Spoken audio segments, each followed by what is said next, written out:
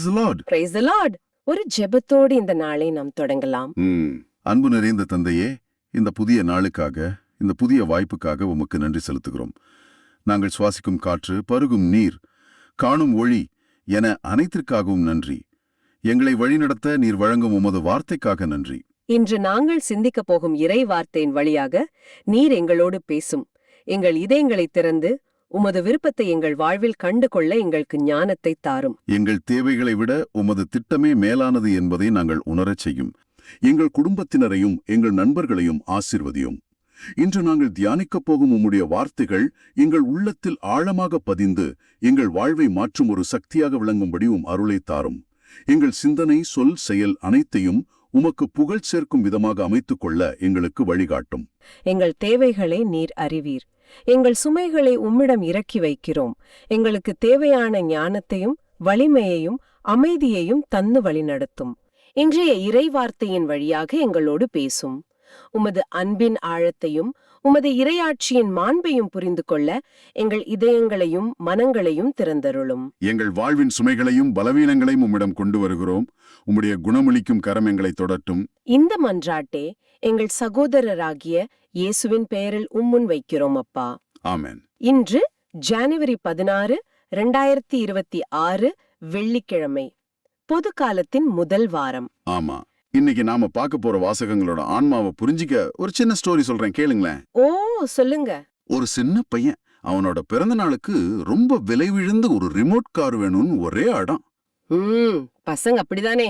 ஆமா, ஆனா அவங்க அப்பா என்ன பண்ணாருன்னா அவனுக்கு ஒரு சின்ன மாங்கன்ற கொடுத்தாரு.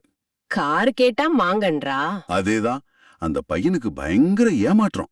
ஆனா அப்பா சொன்னாரு, மகனே, இத நல்லா பாத்துக்கோ, இது அந்த காரை விட உனக்கு நிலையான சந்தோஷத்தை கொடுக்கும் அப்படின்னு. சரி. பல வருஷம் போச்சு.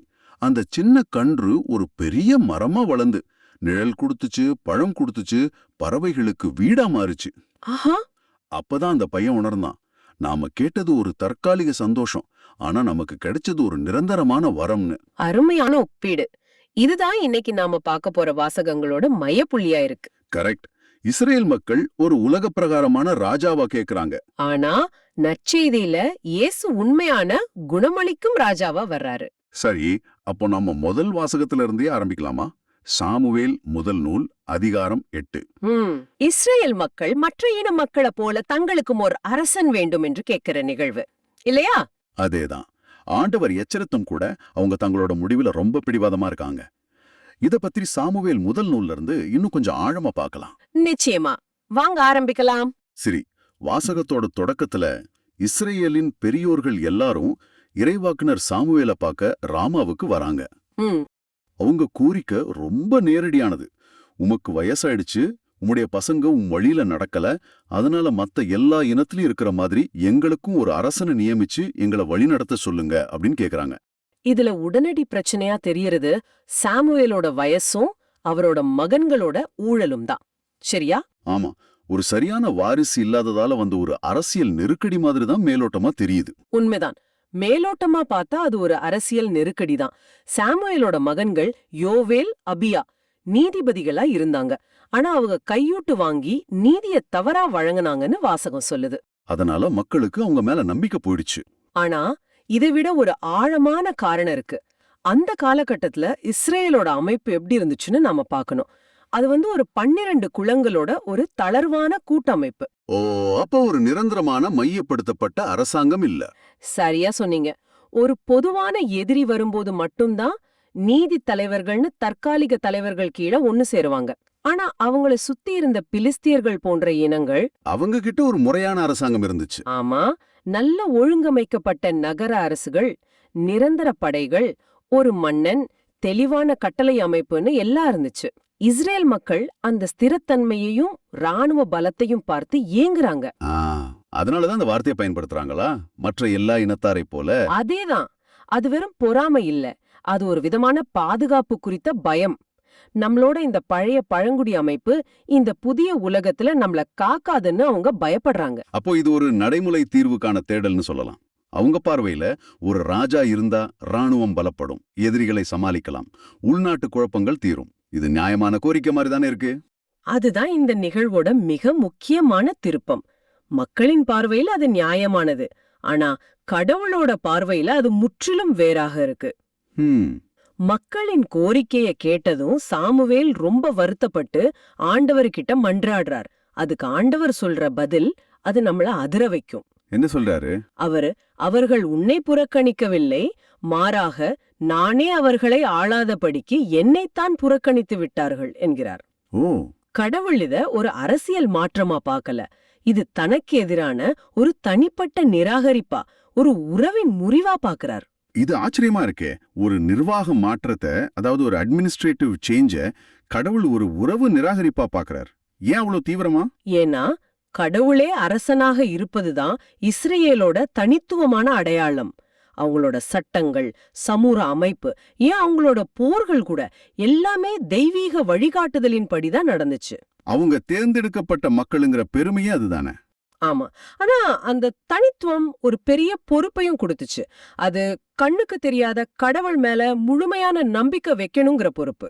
ஆனா அவங்களோ கண்ணுக்கு தெரியற குதிரையில ஏறி தங்களுக்கு முன்னால போருக்கு போற ஒரு மனித அரசனை விரும்புறாங்க. இது நம்பிக்கையிலிருந்து பார்வைக்கு மாறும் ஒரு முயற்சி. இதுதான் கடவுளை புண்படுத்துது. அப்போ சரி, ஆண்டவர் சாமுவேல் கிட்ட அவங்க கேக்குறத குடு, ஆனா அதோட விளைவுகளை பத்தி அவங்களுக்கு விலாவாரியா எச்சரிச்சுது அப்படின்னு சொல்றார். அந்த எச்சரிக்கை பட்டியல் உண்மையிலேயே பயங்கரமா இருக்கு. ஆமா, அத கொஞ்சம் விரிவா பார்க்கலாம். முதல்ல அவங்களோட மகன்களை பத்தி பேசுறார். ஆமா, சாமுவேல் சொல்றார், அரசன் உங்கள் புதல்வர்களை தன்னுடைய தேரோட்டிகளாகவும் குதிரை வீரர்களாகவும் ஏற்றுக்கொள்வான்.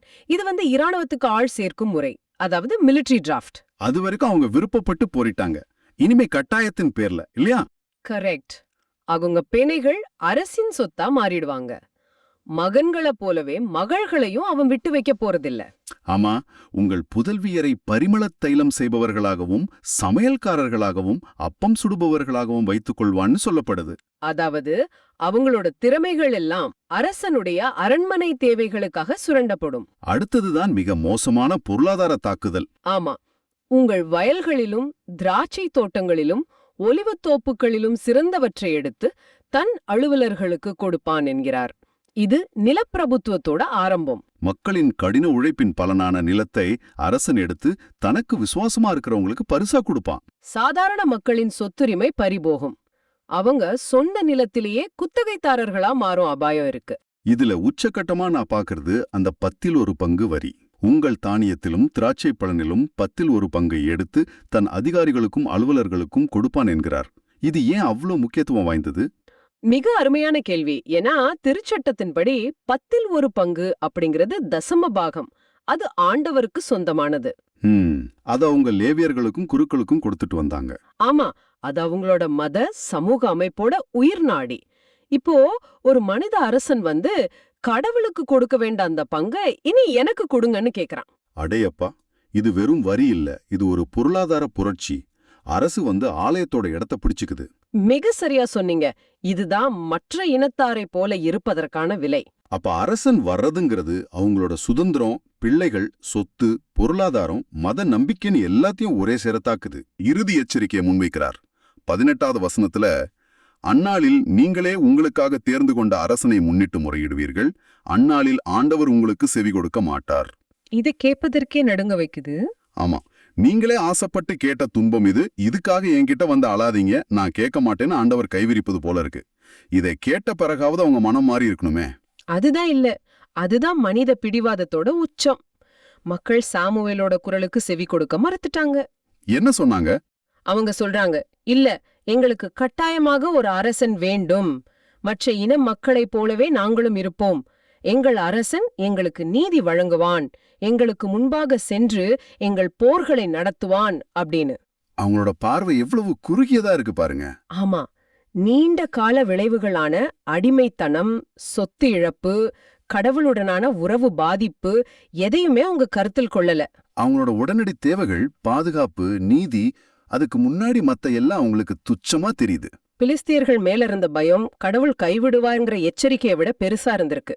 கடைசியில ஆண்டவரும் அவங்க கேட்டதை கொடுக்க சொல்லிடுறார். ஆமா, ஆண்டவர் அவர்கள் குரலுக்கு செவி கொடுத்து அவர்களுக்கு ஒரு அரசனை ஆளச் செய்யின்னு சொல்றாரு. இது கடவுளோட தோல்வி இல்ல, இது மனிதனோட சுயாதீன சித்தத்திற்கு கடவுள் கொடுக்கிற மரியாதை. சில பாடங்களை நாம அனுபவத்தின் வழியாக தான் கத்துக்கணும்னு கடவுள் அனுமதிக்கிறார். கரெக்ட். இஸ்ரேல் மக்கள் கேட்ட முதல் அரசன் தான் சவுல். அவர் மூலியமா அவங்க பட்ட கஷ்டங்கள் வரலாறு. இந்த முழு நிகழ்வும் நம்மளோட தனிப்பட்ட வாழ்க்கைக்கு எவ்வளவு பொருத்தமா இருக்கு. பல நேரங்கள்ல நாமளும் மத்தவங்கள பார்த்து அது எனக்கும் வேணும்னு ஆசைப்படுறோம் இல்லையா? ஆமா, அவங்க கிட்ட இருக்கிற பதவி, பொருள் இல்ல ஒரு குடும்ப சூழல், அதோட பின்னாடி இருக்கிற சுமைகளையோ அவங்க கொடுத்த விலையையோ நாம அறியாமலே ஆசைப்படுறோம். நிச்சயமா. ஒரு குறிப்பிட்ட வேலை கிடைச்சா நான் சந்தோஷமா இருப்பேன், ஒரு குறிப்பிட்ட உறவு அமைஞ்சா வாழ்க்கை முழுமையாயிடும், ஒரு பொருளை வாங்கினா என் மதிப்பு உயரும்னு நாம நம்புறோம். அதுதான் நம்மள ஆளப்போக அரசன்னு நினைச்சு அதுக்காக பிடிவாதமா ஜபம் செய்யறோம். சில சமயங்கள்ல இது சரியான பாதை இல்லைன்னு நம்ம மனசாட்சி எச்சரிக்கும். நண்பர்கள் அறிவுரை சொல்லுவாங்க. ஆனா இஸ்ரேல் மக்கள் சாமுவேலோட குரலை கேட்காத மாதிரி நாமும் அந்த குரல்களை புறக்கணிச்சிடுறோம். இல்ல, எனக்கு இதுதான் வேணும்னு ஆண்டவர்கிட்ட அடம் பிடிக்கிறோம். இந்த வாசகம் நமக்கு நினைவூற்ற முக்கியமான உண்மை இதுதான். சில நேரங்கள்ல நாம பிடிவாதமா கேக்குறத ஆண்டவர் நமக்கு கொடுக்க அனுமதிக்கிறார். எதற்காக? அதன் விளைவுகள்ல இருந்து நாம பாடம் கத்துக்கிறதுக்காக. உண்மையான சுதந்திரமும் பாதுகாப்புங்கிறது மத்தவங்கள போல வாழ்றதுல இல்ல, உலகத்தோட அளவுகோள்களின்படி வெற்றி பெறுவதிலும் இல்ல. அது ஆண்டவரோட திட்டத்துல முழு நம்பிக்கை வைத்து வாழ்றதுல தான் இருக்கு. ஆமா, அது நம்மள தனித்துவமா காட்டினாலும் சில நேரங்கள்ல வித்தியாசமா தெரிந்தாலும் ஆண்டவரே நம் அரசனாக இருக்கும்போது கிடைக்கிற வழிநடத்துதலுக்கு ஈடிணை எதுவுமே இல்லை. அப்படியானால் இன்று நாம் சிந்திக்க வேண்டிய ஆழமான கேள்வி இதுதான். உங்கள் வாழ்க்கையில் ஒருவேளை தீய விளைவுகளை தரும் என்று தெரிந்தும் நீங்கள் ஆண்டவரிடம் பிடிவாதமாக கேட்டுக்கொண்டிருக்கும் அந்த உலக பிரகாரமான அரசன், அது ஒரு தீராத ஆசையாகவோ விட முடியாத ஒரு பழக்கமாகவோ அல்லது ஒரு தவறான லட்சியமாகவோ இருக்கிறதா என்று சிந்தித்து பாருங்கள். இந்த உலக பிரகாரமான அதிகாரத்துக்கும் தெய்வீக அதிகாரத்துக்கும் உள்ள வித்தியாசத்தை தான் இன்னைக்கு நற்செய்தி காட்டுது. ஆமா, இப்ப நாம மார்க்கு நற்செய்தி அதிகாரம் 2க்கு வரலாம். வசனங்கள் 1 முதல் 12 வரை. இதுல இயேசுவோட குணமளிக்கும் வல்லமை அப்புறம் பாவங்களை மன்னிக்கும் அதிகாரம் பத்தி நாம ஆழமா பார்க்க போறோம். ஆமா, வாசகத்தோட தொடக்கமே ரொம்ப பரபரப்பா இருக்கு. இயேசு கப்பர்நகூம்ல ஒரு வீட்ல இருக்காரு. இந்த செய்தி பரவுனதும் வீட்டு வாசல்ல கூட நிக்க இடமில்லாத அளவுக்கு மக்கள் கூட்டம் சேருது. ஏன் ஏன் இந்த அளவு ஒரு கூட்டம்? அவங்க எதை தேடி வந்திருப்பாங்க? அது ஒரு முக்கியமான கேள்வி. அதாவது மக்கள் இயேசுவோட போதனைகளை கேட்கவும் அவர் செய்யற அற்புதங்களை காணவும் ரொம்ப ஆர்வமா இருந்தாங்க. இது அவங்களோட ஆன்மீக தேடலை காட்டுது இல்லையா?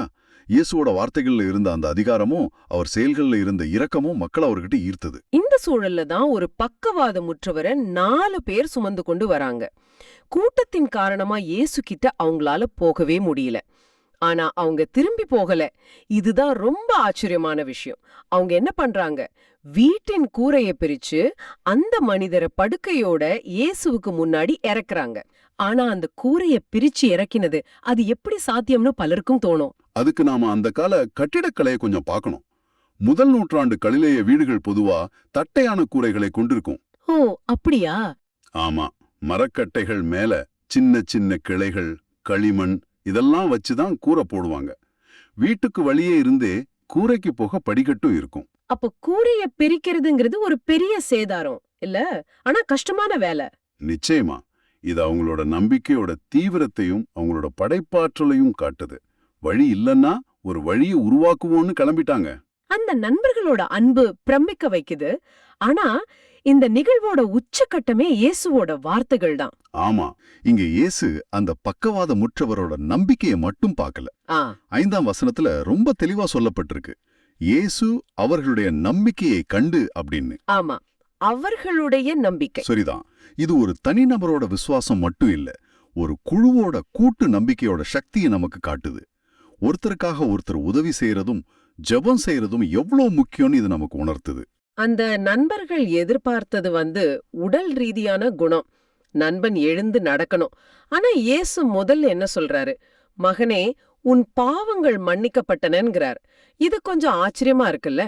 உடல் நோயை குணப்படுத்துறதுக்கு பதிலா பாவ மன்னிப்ப பத்தி அவர் ஏன் முதல்ல பேசணும்? ஏன்னா இயேசு மனிதனோட முழுமையான விடுதலையில அக்கறை காட்டுறார். அதாவது வெளிப்புற உடல் நலனை விட உள்ள இருக்கிற ஆன்ம நலன் தான் முக்கியம்னு அவர் இங்க சுட்டி காட்டுறார். உண்மையான குணமடைதலுக்கு முதல் படி பாவ மன்னிப்பு தான் என்பதை அவர் இதன் மூலம் உணர்த்துறார். அங்க இருந்த மறைநூல் அறிஞர்களுக்கு இது பிடிக்கல. அவங்க மனசுக்குள்ள இவன் கடவுளை பழிக்கிறான், கடவுள் ஒருவரே அன்றி பாவங்களை மன்னிக்க யாரால் இயலும் அப்படின்னு நினைக்கிறாங்க. அவங்க பார்வையில பார்த்தா இது சரிதானே? ஆமா, அவங்களுடைய திருச்சட்டத்தின்படி பாவங்களை மன்னிக்கிற அதிகாரம் கடவுளுக்கு மட்டுமே உண்டு. அதனால இயேசு தன்னை கடவுளுக்கு நிகரா கருதுறார்னு அவங்க சரியாவே புரிஞ்சுக்கிட்டாங்க. ஆனா அவர் யார் என்பதை அவங்களால ஏத்துக்க முடியல. இதுதான் அவங்களுக்கும் இயேசுவுக்கும் இருந்த அடிப்படை முரண்பாடு. அவங்களுடைய உள்ளத்து எண்ணங்களை அறிஞ்ச இயேசு அவங்கள பார்த்து ஒரு சவாலான கேள்வியை வைக்கிறார். உன் பாவங்கள் மன்னிக்கப்பட்டன என்பதா, அல்லது எழுந்து உன் படுக்கையை எடுத்துக்கொண்டு நட என்பதா? எது எளிது அப்படின்னு கேக்குறார்.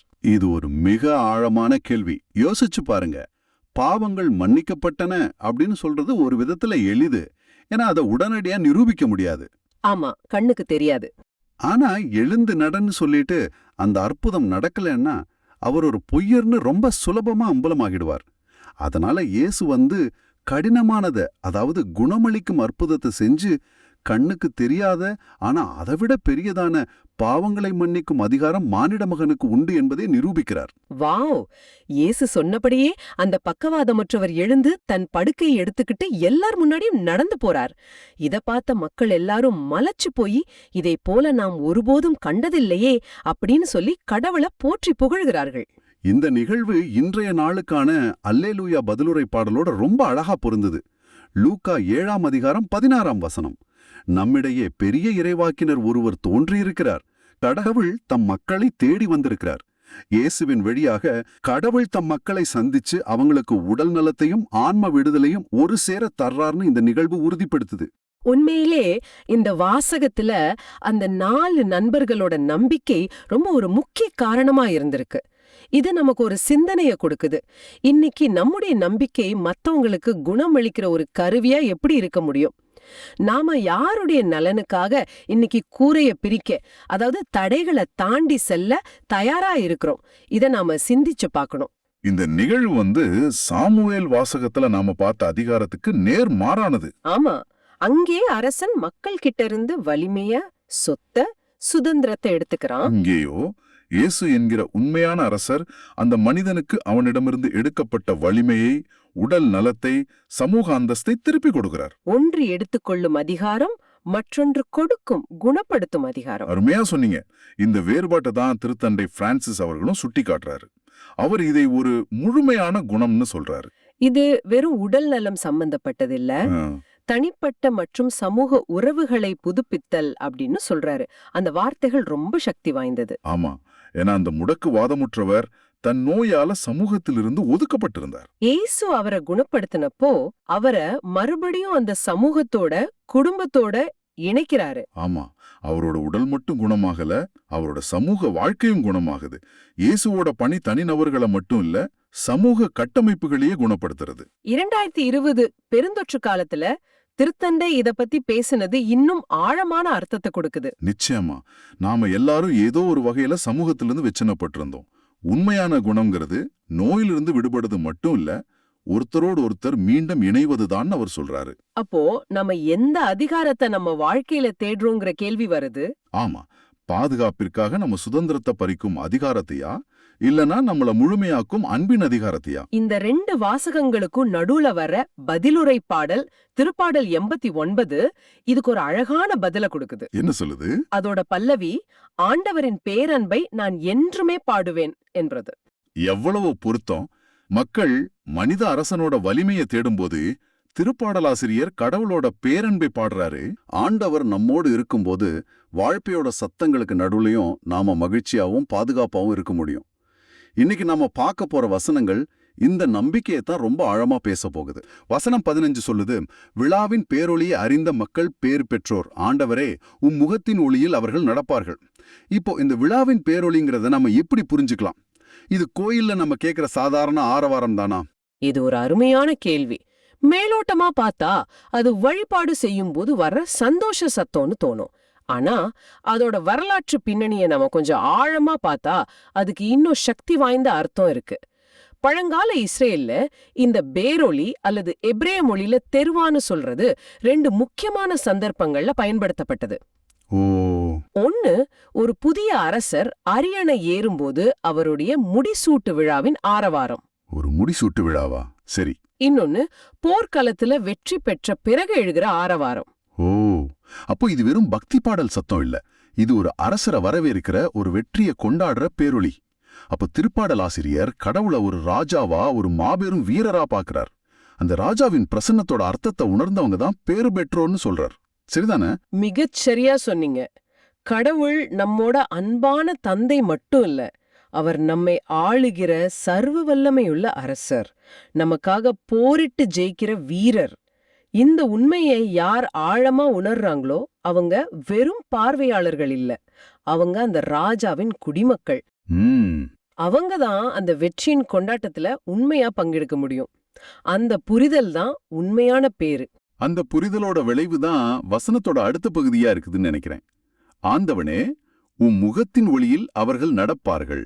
ஒரு ராஜா பக்கத்துல இருக்கும்போது கிடைக்கிற பாதுகாப்பும் தெளிவும் போல இது. ஆமா, ராஜாவோட முக ஒளி நம்ம மேல படும்போது நாம இருட்டுல நடக்க வேண்டிய அவசியம் இல்ல, பாதை தெளிவா தெரியும். முகத்தின் ஒளிங்கிறது கடவுளோட பிரசன்னம், அவருடைய அங்கீகாரம், அவருடைய வழிநடத்துதல். சூரிய ஒளி எப்படி நம்ம மேல பட்டு நம்ம பாதைய வெளிச்சமாக்குதோ, அதுபோல கடவுளோட பிரசன்னம் நம்ம வாழ்க்கை பாதையை தெளிவாக்குது. நாம எடுக்கிற முடிவுகள், நாம போற பாதை எல்லாமே அவருடைய ஒளியில தான் நடக்கணும். சொந்த ஞானத்தை நம்பி தடுமாற தேவையில்லை. இதை இன்னும் தெளிவா அடுத்த வசனம், அதாவது 16வது வசனம் விளக்குது. அவர்கள் நாள் முழுவதும் உமது பேரில் களிப்பார்கள், உமது நீதியால் அவர்கள் மேன்மை அடைவார்கள். இதுல அந்த நாள் முழுவதும் என்ற வார்த்தை ரொம்ப முக்கியம். நிச்சயமா, இந்த மகிழ்ச்சி ஞாயிற்றுக்கிழமை 1 மணி நேர அனுபவம் இல்ல, அல்லது தனிப்பட்ட ஜப நேரத்துல மட்டும் கிடைக்கிற அமைதி இல்ல. வேலை செய்யற இடத்துல இருக்கிற பிரச்சனைகள், குடும்பத்துல வர்ற சவால்கள், நோய் நொடிகள்னு எல்லா நேரத்திலயும் என் தேவன், என் அரசர், நான் அவருடைய ஒளியில தான் நடக்கிறேன் அப்படிங்கிற உணர்வுல இருந்து வர்ற ஒரு ஆழமான மகிழ்ச்சி இது. ஆமா, சூழ்நிலைகள் மாறலாம், ஆனா அவங்க மகிழ்ச்சியின் ஆதாரம் மாறதில்ல. அப்புறம் அந்த வசனத்தோட கடைசி பகுதி, உமது நீதியால் அவர்கள் மேன்மை அடைவார்கள் அப்படின்னு, இது நம்ம உலக பார்வைக்கு கொஞ்சம் வித்தியாசமா இருக்கு. நாம நம்ம திறமையால, உழைப்பால, சாதனைகளால மேன்மை அடைகிறதா நினைக்கிறோம். ஆனா இங்க உமது நீதியால் அப்படின்னு சொல்லப்பட்டிருக்கு. இந்த கடவுளின் நீதியை நம்ம எப்படி புரிஞ்சுக்கிறது? இதுதான் விசுவாச வாழ்க்கையோட மையப்புள்ளி. கடவுளின் நீதிங்கிறது நாம சரியா இருக்கிறதுனால நமக்கு கிடைக்கிற பரிசில்ல. அது கடவுளோட குணம். அவர் நீதி உள்ளவர், உண்மை உள்ளவர். தகுதியே இல்லாத நம்ம மேல இரக்கம் காட்டி நம்மள தகுதியுள்ளவங்களா மாற்றி நம்மள உயர்த்துவதுதான் அவருடைய நீதி. அதாவது நம்ம மேன்மை நம்ம கையில இல்ல, அது அவருடைய குணத்துல இருக்கு. கரெக்ட். உதாரணமா, ஒரு தந்தை தம் பிள்ளைக்கு ஒரு பெரிய பரிசை கொடுக்கும்போது அது பிள்ளையோட தகுதியை பொறுத்து இல்ல, தந்தையோட அன்பை பொறுத்து இருக்கு. அதுபோல கடவுள் நம்மள உயர்த்துறது நம்ம செயல்களால இல்ல, அவருடைய மாறாத அன்பால, அவருடைய நீதியால. அப்போ முதல் பகுதி கடவுளை நம் ராஜாவா ஏற்றுக்கொண்டு அவருடைய பிரசன்னத்துல நடப்பலே உண்மையான பேரு. அந்த பேரு நமக்கு நாள் முழுவதும் நீடிக்கிற மகிழ்ச்சியையும், நம்ம சுயபலத்தால் அல்ல அவருடைய நீதியால் மட்டுமே கிடைக்கிற மேன்மையும் தருதுன்னு ஆழமா சொல்லுது. ரொம்ப அருமை. சரி, இந்த மகிழ்ச்சிக்கும் மேன்மைக்கும் காரணம் என்னன்னு அடுத்த பகுதிக்குள்ள போலாம். வசனம் 17 சொல்லுது, ஏனெனில் நீரே அவர்களது ஆற்றலின் மேன்மை, உமது தயவால் எங்கள் வலிமை உயர்ந்தோங்கும். இங்கதான் இந்த ராஜாங்கிற உருவகம் இன்னும் வலுப்பெறுது. பழங்காலத்துல ஒரு ராஜ்யத்தோட பலம் அதோட ராஜாவை பொறுத்துதான் இருக்கும். ராஜா பலவீனமானவரா இருந்தா நாடும் பலவீனமா இருக்கும். சரிதான். ராஜா வலிமையானவரா இருந்தா மக்களும் தங்களை பாதுகாப்பாகவும் வலிமையாகவும் உணர்வாங்க. இந்த வசனம் அதான் சொல்லுது. நம்மளோட ஆற்றல், நம்மளோட பலம் எல்லாம் நம்ம ஜிம்க்கு போறதுலயோ நம்ம பேங்க் பேலன்ஸ்லயோ இல்ல.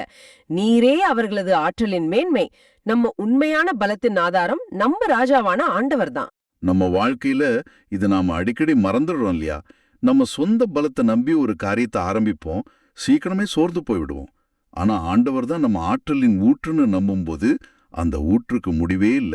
ஆமா, இந்த வசனத்தோட அடுத்த பகுதி உமது தயவால் எங்கள் வலிமை உயர்ந்தோங்கும்னு சொல்லுது.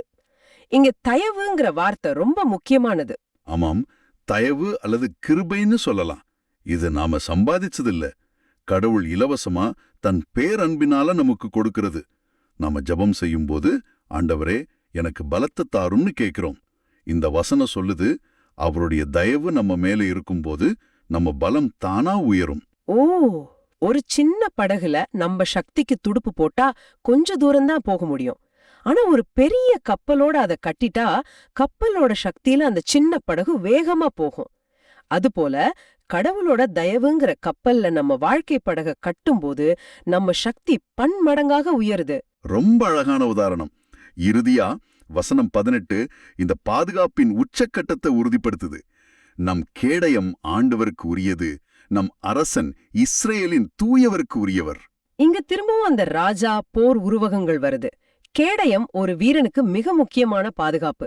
எதிரி வீசுகிற அம்புகள், வாழ்வீச்சுகள் எல்லாத்துல இருந்தும் அதுதான் அவனை காப்பாத்தும். நம்ம வாழ்க்கையில வர சோதனைகள், பாவங்கள், தீமைகள் என்கிற அம்புகளிலிருந்து நம்மளை காக்குற உண்மையான கேடயம் ஆண்டவர் தான் இந்த வசனம் சொல்லுது. நம்ம பாதுகாப்பு நம்ம கையில இல்ல, அது ஆண்டவர்கிட்ட இருக்கு. அதே போல நம் அரசன் இஸ்ரேலின் தூயவருக்கு உரியவர் என்பதும் அந்த பாதுகாப்பை உறுதிப்படுத்துது.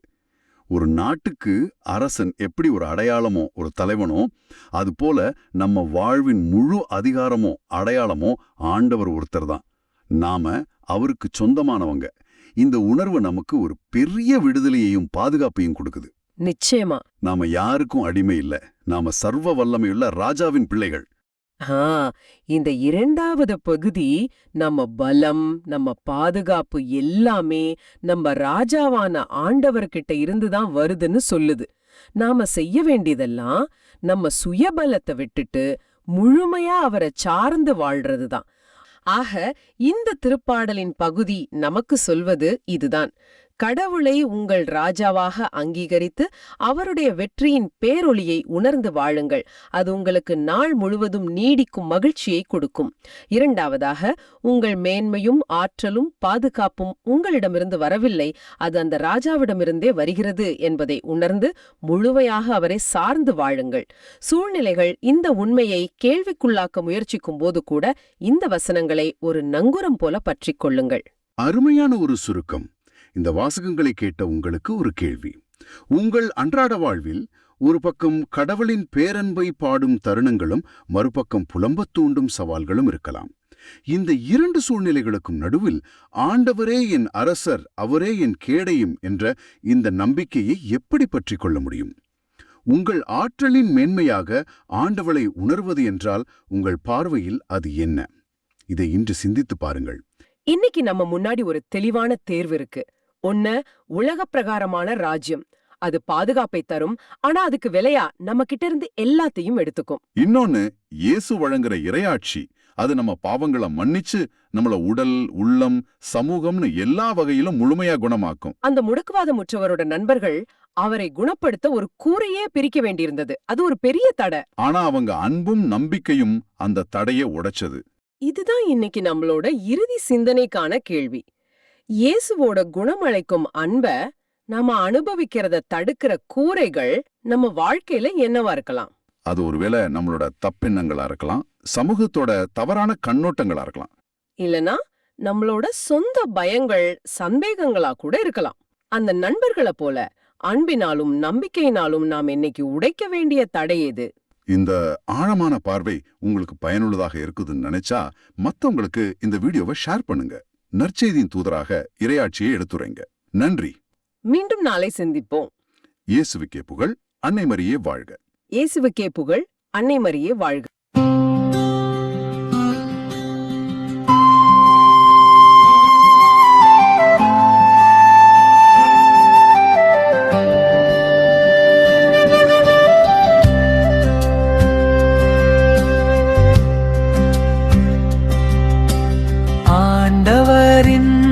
பேரன்பை நான் என்றும் பாடுவேன். ஆண்டவரின் பேரன்பை நான் என்றும் பாடுவேன்.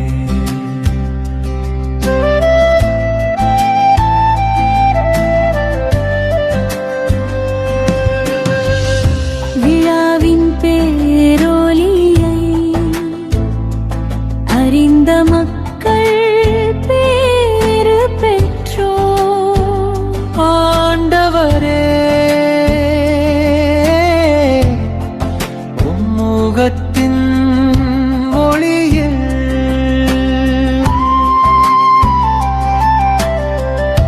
அவர்கள் நடப்பார்கள்.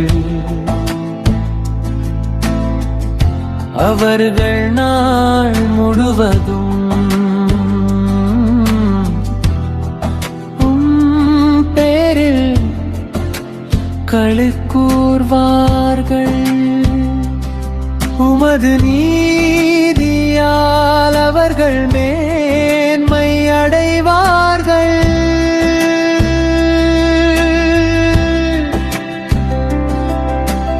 ஆண்டவரின் பேரன்பை நான் என்றும் பாடுவேன்.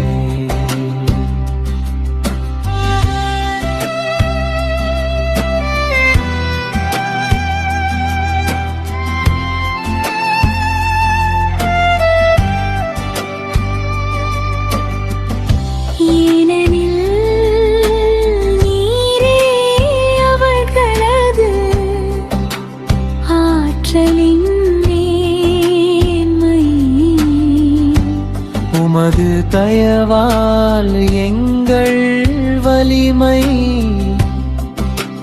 உயர்த்தப்பட்டுள்ளது. நம் கேடயமாண்டவர் கூறியது, நம் அரசர் இஸ்ரவேலின் தூயவருக்கு உரியவா.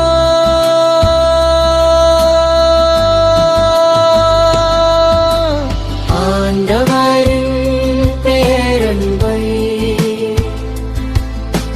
நான் என்றும் பாடுவேன்.